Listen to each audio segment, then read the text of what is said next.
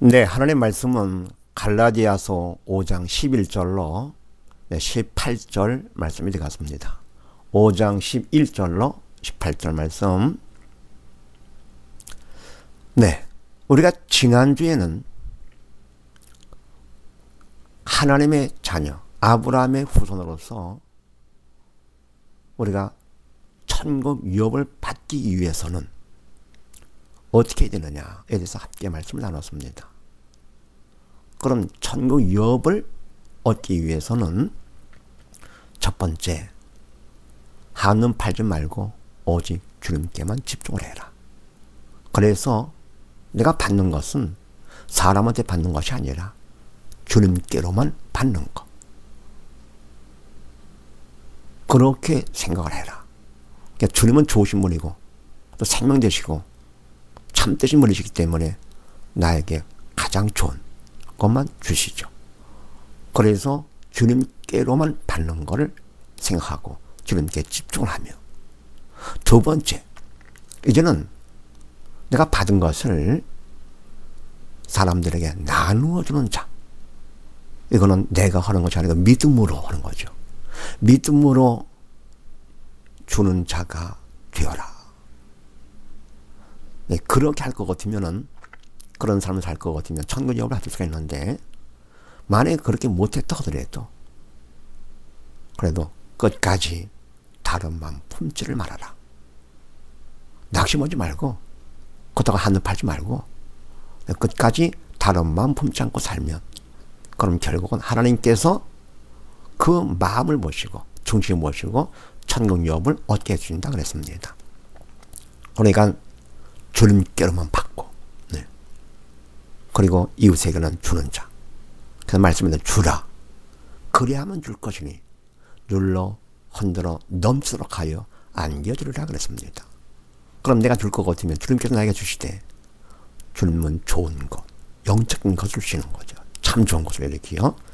네, 그래서 잘못했다 하더라도 주님 다 아시죠. 그래서 낙심하지 말고 끝까지 다른 마음 품지를 말아라.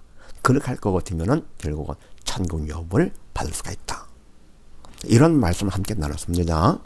그럼 오늘은 또 무슨 말씀이냐? 오늘은 그러면 끝까지 다른 마음을 품지 않으려면 어떻게 하면 되느냐? 네, 바로 이에 대해서 함께 말씀을 나누고자 합니다. 자, 그렇게 하시고 11절 이하 말씀을 봅니다. 형제들아, 내가 지금까지 할례를 전하면 어찌하여 지금까지 핍박을 받으리요? 그리하였으면 십자가에 거치는 것이 그쳤으리니 너희를 어지럽게 하는 자들이 스스로 베어 버리기를 원하노라. 아멘. 형제들아, 믿음의 형제들아, 바울, 내가 지금까지 할례를 전하면 어찌하여 지금까지 핍박을 받으리요? 지금요, 바울의 핍박을 지금까지 받는 이유가 바로 뭡니까? 지금까지 할례를 전하지 않았기 때문에 할례를 갖다가 반대했잖아요. 왜? 성령께서 시키는 것이 아니기 때문에 성령의 도구로 쓰임받아 생명의 복음만 전했던 것이죠. 그리고 할례는 그건 안 된다 했기 때문에 핍박을 받았습니다. 아무리 핍박이 있다 하더라도 자기는 사람 눈치 보지 아니하고 핍박을 피하지 아니하고 주님을 의지하면서 오직 생명의 복음만 전했던 것이죠. 그러면서 그리하였으면, 내가 할례를 전했다면, 그런 얘기죠. 전했다면 십자가에 거치는 것이 그쳤으리니, 십자가에 거치는 것, 유대인들은 거치죠. 유대인들은 십자가 예수님을 못 박아 죽였기 때문에 꺼림칙하지요. 게다가 뭡니까? 헬라인들은 십자가가 미련하게 보이는 거죠. 그런데 복음만 전하는 것이 아니고 거기에다가 할례까지 전할 것 같으면은 유대인들은 덜 꺼림칙할 것이고, 그리고 헬라인들은 덜 미련하게 보이겠죠. 그래서 십자가에 거치는 것, 반대하는 것들이 거쳤으리니, 네. 그러면서 12절에 너희를 어지럽게 하는 자들이 스스로 베어버리기를 원하노라. 아멘. 어지럽게 한다. 이게 뭡니까? 할례는 받아야 된다. 우리가 믿음으로 하는 걸 하고 사람이 할 것은 해야 된다. 할 게 바로 뭐냐? 할례다. 이렇게요. 그래서 순수한 믿음 가운데 있는 사람들이 혼동이 되죠. 바로 그런 자들이 스스로 베어버리기를, 뭘 베어버립니까? 아시겠죠? 차라리 베어버리기를 원하노라. 아멘. 그럴 때 바로 이 말씀을요, 잘못하면 그걸 욕으로 보기가 쉬운데 믿음 있는 사람은 욕으로 보지 않습니다. 어쩔 것 같으면 이것도 사랑의 말씀이죠. 그들이 믿는 자들을 어지럽게 하는 것도 죄가 되고, 또 그걸 받는 사람들도 죄가 되어가지고 결과가 뭡니까? 저주 아래 있게 되는 거죠. 지옥 가는 것이죠. 차라리 그렇게 할 바에는 차라리 없는 것이 낫겠다 그런 얘기입니다. 없으면 할례를 전하지 않겠죠. 죄를 안 지키겠죠. 그래서 그걸 잊고 죄를 짓고 지옥 가는 것보다는 없이 천국 가는 것이 낫다 그런 얘기입니다. 야, 어떻게 그걸 잘라버리느냐. 너무했다. 할지 모르겠지만 사실은 지옥 가면 너무한 정도가 아니죠. 너무너무 끔찍한 거지. 그런 말씀이 있잖아요. 주님께서 말씀하시기를 내 눈이 범죄케 하거든 빼어내버려라. 그리고 손이 범죄케 하거든 찍어내버리라. 두 눈 갖고 두 손 갖고 지옥 가는 것보다도 눈 하나 없고 손 하나 없이 천국 가는 것이 낫다 그랬습니다. 그러면 주님, 야, 찍어내버리라. 야, 너무너무 끔찍하다. 할지 모르겠지만 지옥은 끔찍한 정도가 아니죠. 그럼 주님께서 욕하시는 것이 아니라 안타까워서 지옥 가서 당할 그 고통을 생각하니까 너무너무 안타까운 거죠. 그러니까 사랑으로 그렇게 말씀을 주셔가지고 그들의 자극을 받아서 뭡니까? 거부하는 게 아니라 지옥이 얼마나 끔찍한 걸 알고 주님을 믿고 생명으로 인도받기를 원해서 한 것이죠. 이것도 마찬가지입니다. 그래서 우리가 끝까지 다름을 품지 않고 주님만 바라보려 할 것 같으면 어떻게 하면 돼야 되느냐. 첫 번째, 핍박을 두려워하지 말아라. 네. 사실 오히려 두려울 것이 아니라 감사를 해야 됩니다. 왜 그렇습니까? 벌써 귀신은 귀신같이 알죠. 내가 하는 것을 이게 성령의 도구로 쓰임받아 믿음 안에서 쓰임받는 것이다 하는 것을 나는 잘 몰라도 귀신은 귀신같이 알아가지고 그걸 방해합니다. 그러니까 믿음이 없는 사람들을 도구 삼아서 못하게 막는 거죠. 그게 바로 핍박이죠. 그러니까 핍박이 없다면 오히려 주님 앞에 바로 쓰임받지 못하는 거니까 이게 안 되겠죠.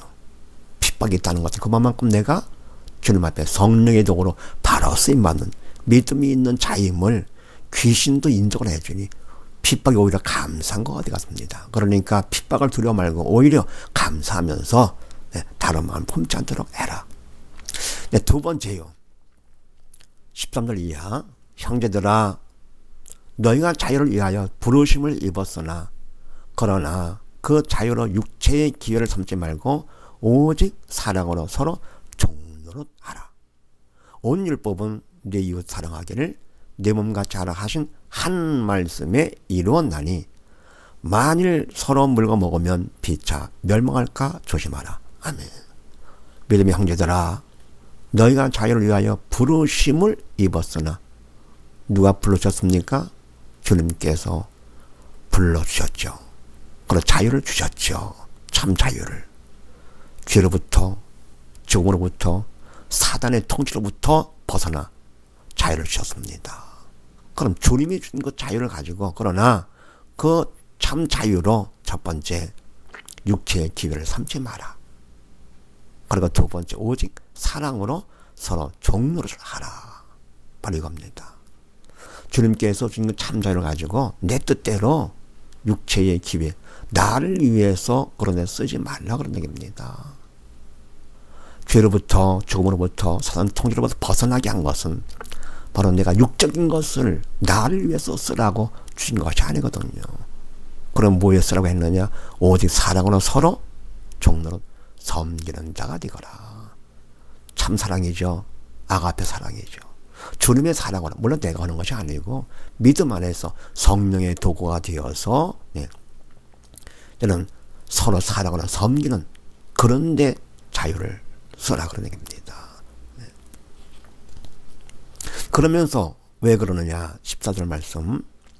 온 율법은 내 이웃 사랑하기를 내 몸같이 하라 하신 한 말씀에 이루어나니. 아멘.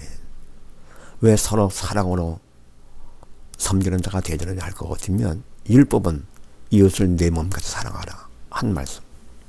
또 한 말씀을 플러스 할 것 같으면 뭡니까? 하나님을 마음을 다 목숨을 다하고 정성을 내서 사랑하라. 둘을 합치면 합쳐 한마디로 할 것 같으면 사랑하라 그런 얘기지. 하나님을 사랑하고 이웃을 내 몸같이 사랑하고 이러지. 그래서 이것이 바로 율법을 주신 하나님의 관점이죠.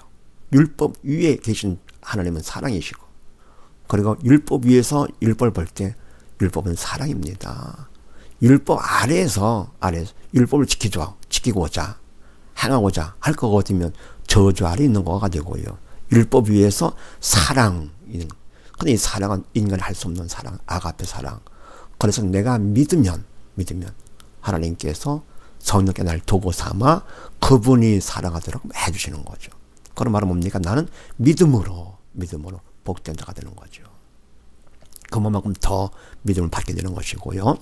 그래서 끝까지 다른 마음을 품지 않으려면 두 번째 하나님께서 베푸신 이 자유를 나를 위해 쓰지 말고 사랑으로 서로 섬기는 자가 되거라 그런 얘기입니다.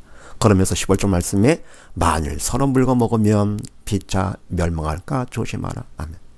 만일 서로 물고 먹으면 그 자유를 가지고 육체의 기회를 삼게 되면 어떻게 됩니까? 서로 다투게 되죠. 싸우죠. 그래서 서로 물고 먹습니다.